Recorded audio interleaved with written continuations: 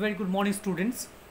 आज हम लोग पढ़ने के लिए जाएंगे मोराल्स में शुड और मस्ट का यूज़। जैसा कि आप यहाँ देख रहे हैं स्क्रीन में, इट्स वेरी क्लियरली विजिबल कि शुड का जो हिंदी मीनिंग्स होता है वो होता है चाहिए, और मस्ट का जो हिंदी मीनिंग्स होता है वो होता है अवश्य चाहिए। अगर आप इन दोनों वर्ड्स को ठीक ढंग से समझने की कोशिश करेंगे तो इसी से आपको डिफरेंस क्लियर हो रहा है कि यह कंपलसरी नहीं है। अगर कोई ऐसा एक्शन जो आपको लगता है कि भाई बहुत ज़रूरी नहीं है, उतना अनिवार्य नहीं है, इसके बिना भी काम चल सकता है, तो उस समय में आप शुड का यूज़ कर सकते हैं। लेकिन अगर दूसरी तरफ अगर आपको लगता है नहीं, यह बहुत ही कंपलसरी है, अनिवार्य है, बिना इसके तो हमारा कोई काम चल ही नहीं सकता या सामने वाले का काम नहीं चल सकता है, तो आप उस समय में मस्ट का यूज़ कर सकते हैं। ये आगे पढ़ने के बाद आपको ये क्लियर हो जाएगा कि what is really difference between should and must. देखिए, शुड, जब कभी भी हम शुड या मस्ट का यूज़ करते हैं तो हम दो तरीके से करते हैं, दो चीज़ के लिए। या तो ये अदर पीपल के लिए यूज़ करते हैं, हम लोग किसी और के लिए यूज़ करते हैं, और या फिर ये खुद के लिए यूज़ करते हैं, फॉर सेल्फ। देखिए, जब हम दूसरे के लिए यूज़ करते हैं तो ये एडवाइस बन जाता है। अब आप कहेंगे कैसे? अगर मैं किसी को बोलूं कि आपको वहाँ जाना चाहिए, आपको वहाँ बैठना चाहिए, इससे मेरा कोई बेनिफिट्स नहीं है, सामने वाले का बेनिफिट्स है।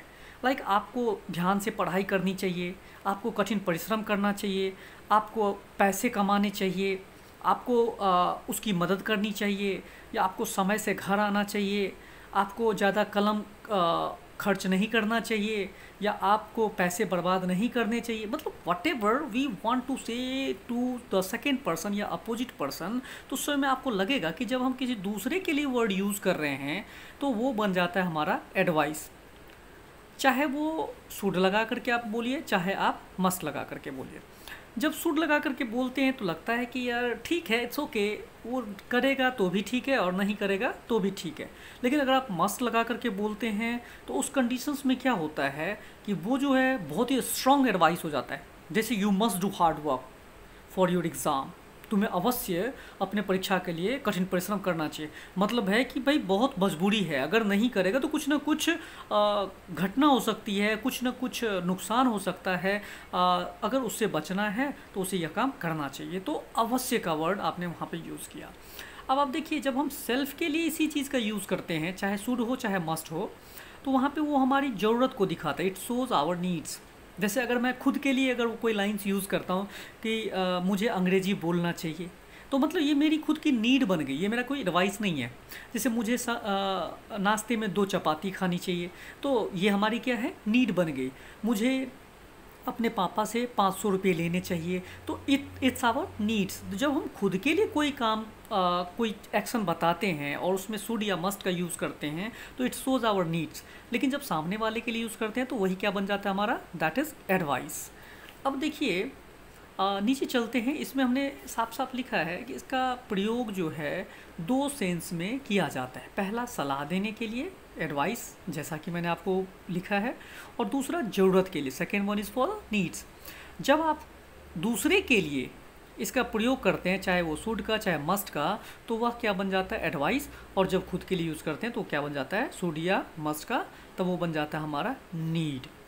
उदाहरण के लिए, फॉर एग्ज़ाम्पल्स, अगर आप यहाँ पे जाएं, एक एक एग्ज़ाम्पल्स अगर मैं यहाँ पे लिखूँ कि तुम्हें वहाँ जाना चाहिए, यू शुड गो देयर, तो इसका मतलब है ये एक तरीके का क्या है, सलाह है, एडवाइस है।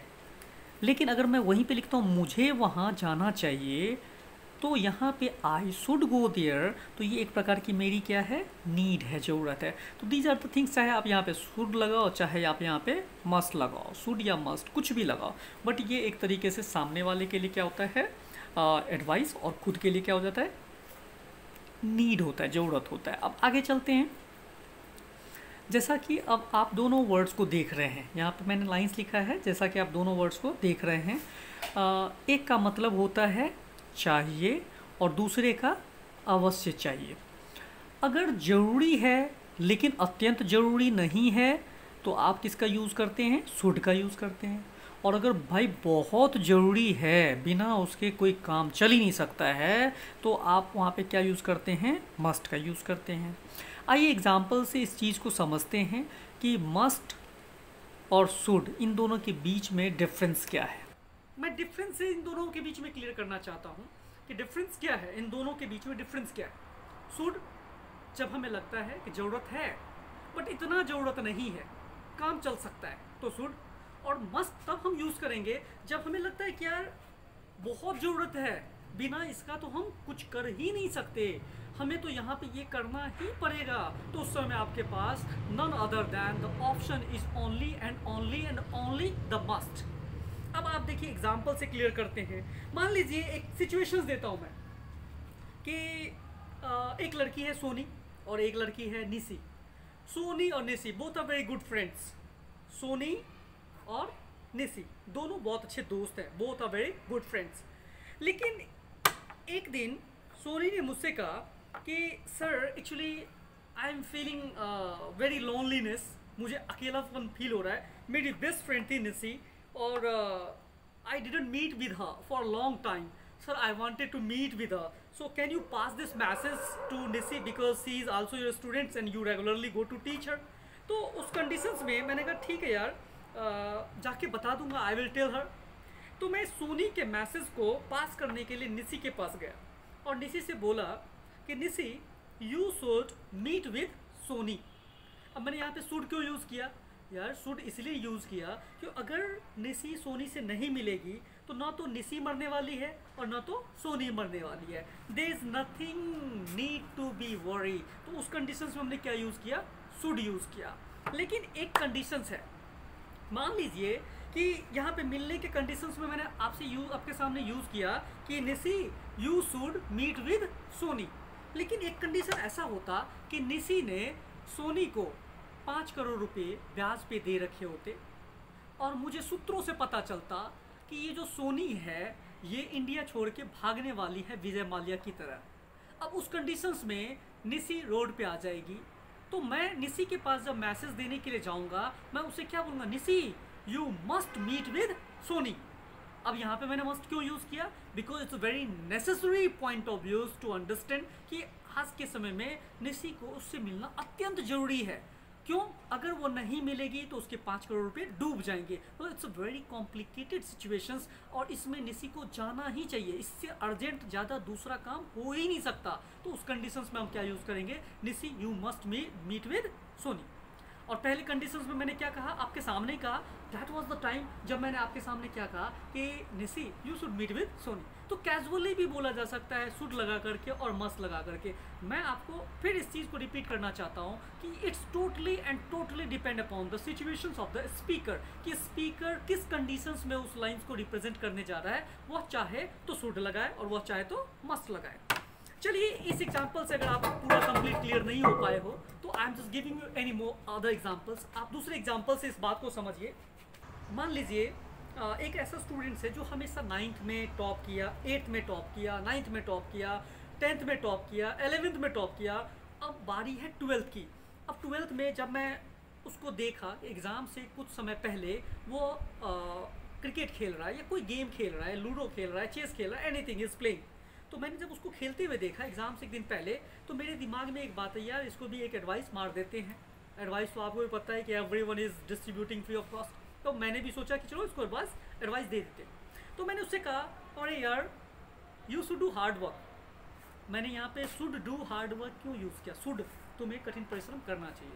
शुड मैंने इसलिए यूज़ किया क्योंकि मुझे पता है यार ये तो कंसिक्वेंटली 9th 10th 11th तक टॉप ही किया है, तो ये अपने लाइफ स्टडी कर चुका होगा, तभी वो यहाँ पे आकर के बैठ के क्रिकेट खेल रहा है या फिर कैरम खेल रहा है या फिर लूडो खेल रहा है या चेस खेल रहा है। तो फिर भी मन आया तो मैंने उसे कहा you should do hard work. अब दूसरा कंडीशन, अगर एक ऐसा बच्चा जो कंटिन्यूसली 12th में 3 बार फेल हो चुका है, चौथी बार उसके पापा ने फॉर्म भरने से पहले उसको एक अच्छी खासी धमकी दी, बेटा देख इस बार तो फॉर्म में पैसे लगा रहा हूँ, लेकिन अगर इस बार तू फेल हुआ, if you will be get failure this time, तो डेफिनेटली आज के बाद से स्टडी वर्ड अपने लाइफ के डिक्शनरी से हटा देना। तुम्हें जानवर पालने पड़ेंगे, तुम्हें गाय खरीद के दे दूंगा, या फिर you will have to work in anywhere as a labourer, तुम्हें कहीं मजदूर की तरह काम करना पड़ेगा।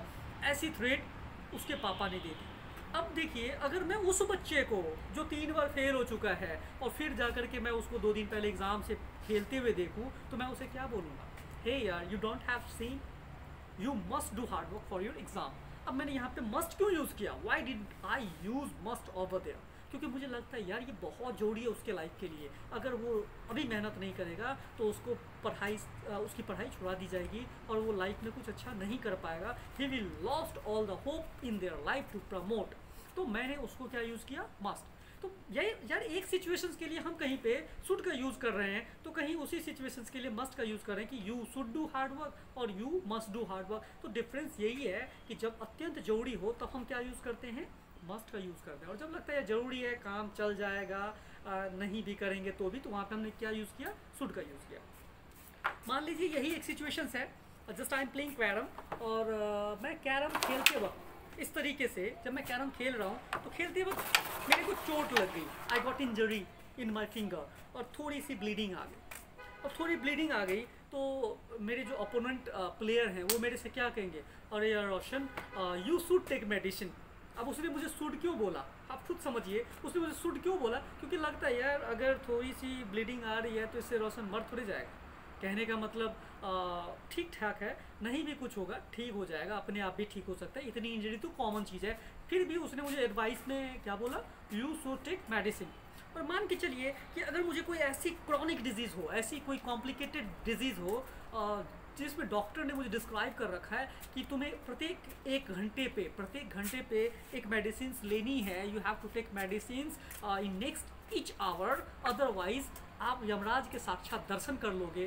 तो उस कंडीशंस में अगर मेरे को सामने वाला बंदा क्या एडवाइस मारेगा? You must take medicine. एक तरफ तो किसी ने मेरे से कहा यू शुड टेक मेडिसिन और दूसरी तरफ उसी ने क्या कहा मेरे से? You must take medicine. तो सिचुएशन इज कम्प्लीटली डिफरेंट। एक सिचुएशंस में नीड है बट उतनी नहीं है, दूसरे सिचुएशन में इतनी नीड है जिसका कंपेयर किसी और चीज़ से है ही नहीं। तो उस कंडीशंस में हमने किसका यूज़ किया है? मस्ट का यूज़ किया है। ऐसे कई एग्जांपल्स आप अपने लाइफ में ले सकते हैं। मान लीजिए आज हम लोग अंग्रेजी की क्लास ले रहे हैं, we are just trying to learn how to speak English. तो आप खुद समझिए, मान लीजिए अगर आपके यहाँ कोई चाचा आने वाले हैं शहर से, your uncle is about to come in your village from the town, तो आपके पापा या आपका कज़न ब्रदर, कज़न सिस्टर आपसे कहता है या कहती है कि अरे भाई देख ले, चाचा जी आ रहे हैं, अंग्रेजी में वो तेरे से बात करेंगे, you should learn how to speak English. तुम्हें अंग्रेजी सीखनी चाहिए कि कैसे बोलना है। अब देखो, एक तो ये सिचुएशन है, लेकिन ऐसा क्या हो जाएगा अगर चाचा आ गए हमारे गांव में और मेरे से बातचीत की है, if he continued discussion with me in English. तो अब आप मुझे बताइए, अगर वो मेरे से डिस्कस करते हैं और अगर मैं उनसे हिंदी में बात कर लूँगा तो क्या हो जाएगा? वो मेरा मर्डर कर देंगे क्या? या मेरे को फांसी लगा देंगे? या फिर कुछ मतलब लाखों करोड़ का नुकसान हो जाएगा? या मेरी ज़िंदगी अटक जाएगी? ऐसा तो नहीं है। तो इसीलिए मेरे कज़न ब्रदर और सिस्टर ने मेरे से क्या कहा? Roshan, you should learn English, या you should learn how to speak English.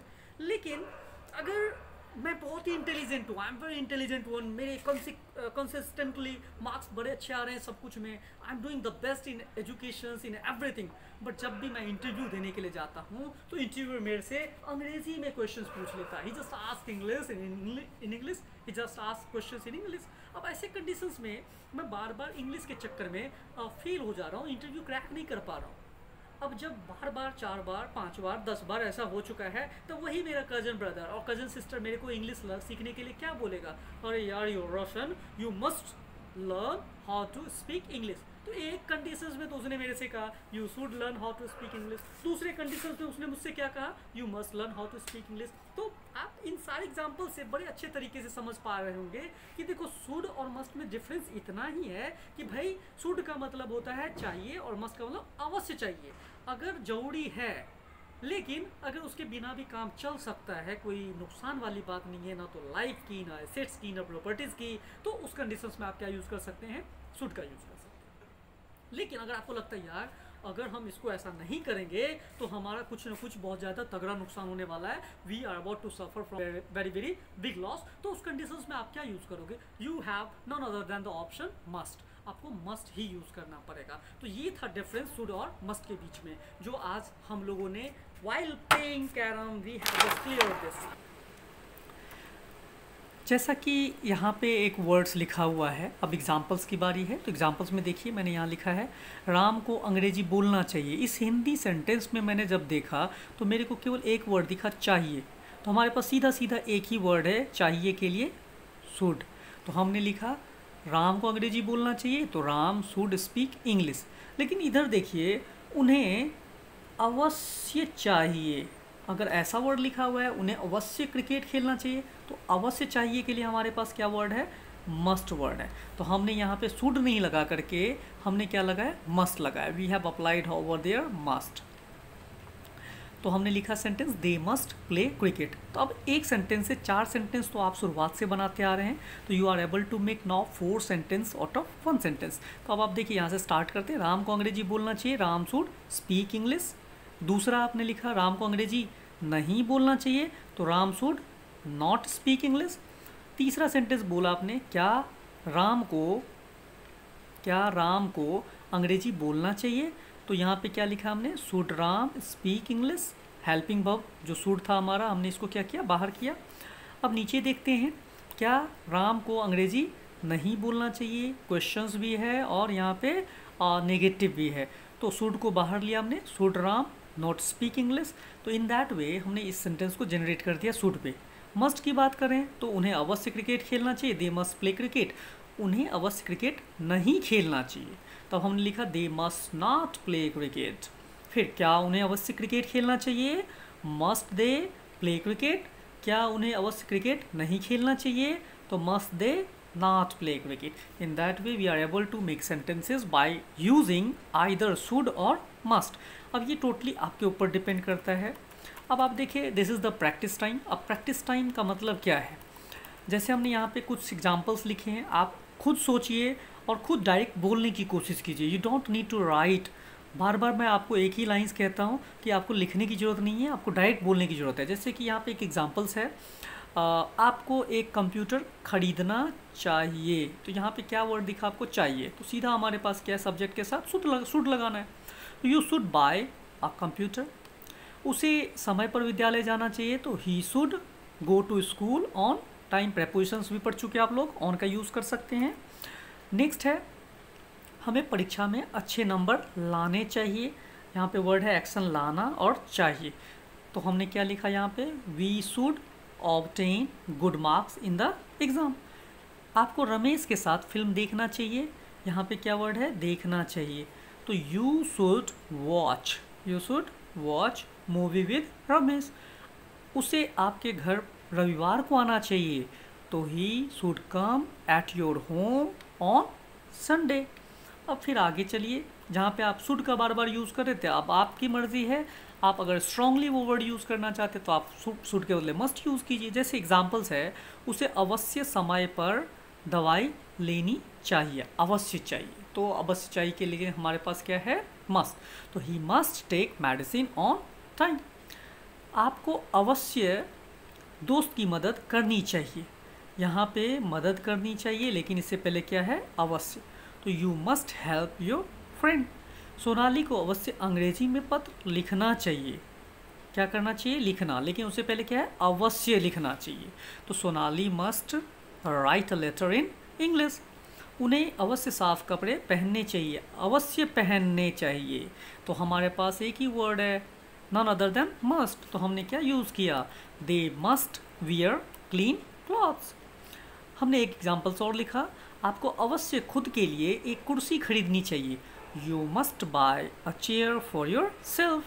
तो यहाँ पे मस्ट वर्ड यूज़ करा मैंने। तो इस तरीके से आप शुड और मस्ट, जहाँ चाहिए वहाँ पे शुड का सेंस दीजिए, और जहाँ पे अवश्य चाहिए वहाँ पे मस्ट का सेंस दीजिए। अब इस तरीके से आप सेंटेंस को बोलने की कोशिश कीजिए, just try to speak more and मोर।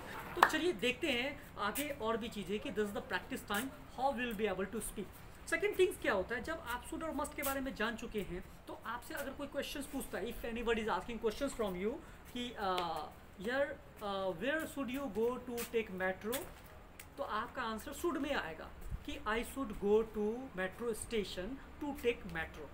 अगर आपसे यही क्वेश्चंस पूछ ले कि where must you go to take metro, तो आपका आंसर क्या आएगा? I must go to metro station to take metro. तो कहने का मतलब अगर क्वेश्चन शुड में है तो आपके आंसर्स भी शुड में होने चाहिए, अगर क्वेश्चन मस्ट में है तो आपके आंसर्स भी मस्ट में होने चाहिए। It's totally depend upon the asking method. जैसा क्वेश्चन पूछने का तरीका है वैसे ही आंसर्स देने का तरीका आपका होना चाहिए। इससे पहले की क्लासेस में आपने कैन के ऊपर प्रैक्टिस करी थी, अगर वही चीज़ें कैन में पूछ ले कोई आपसे कि where can you go to take metro, तो आपका आंसर क्या आएगा? I can go to metro station to take metro. तो ये जो सिचुएशंस मैं आपको क्लियर करने जा रहा हूँ, आगे हम जितना भी पढ़ेंगे, whatever we will study the next, we will apply in our regular life discussions।